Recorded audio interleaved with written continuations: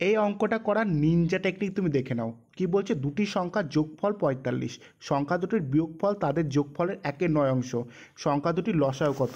যদি দুটি সংখ্যা এ আর বি হলো, ঠিক আছে, ধরে নিলাম দুটি সংখ্যা এ আর বি, তাহলে তাদের যোগফল কত, 45, ঠিক আছে।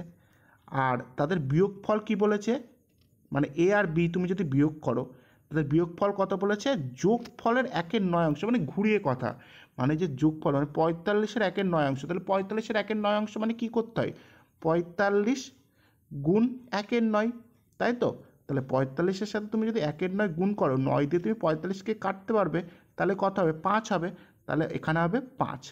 তাহলে এইবার তুমি একটা শর্ট ট্রিক্স মাথায় রাখো, যদি দুটি সংখ্যার যোগফল আর দুটি সংখ্যার বিয়োগফল যদি দিয়ে দেওয়া থাকে না, তুমি সংখ্যা দুটো খুব অনায়াসে বের করতে পারো। তাহলে যে বড় সংখ্যা, মানে বড় সংখ্যাটা হবে কী হবে বলো তো, বড় সংখ্যা সাপোজ এক্ষেত্রে এ, বড় সংখ্যাটা হবে এই দুটো যোগ করলে কত হবে বলো তো, 50, তাকে 2 দিয়ে ভাগ করে দাও, তাহলে কত হবে, 25, ঠিক আছে।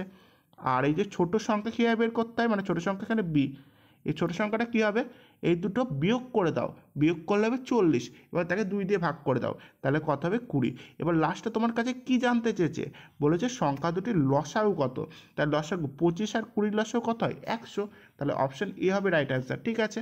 যদি বুঝতে পারো চ্যানেলটা অবশ্যই সাবস্ক্রাইব করে দাও।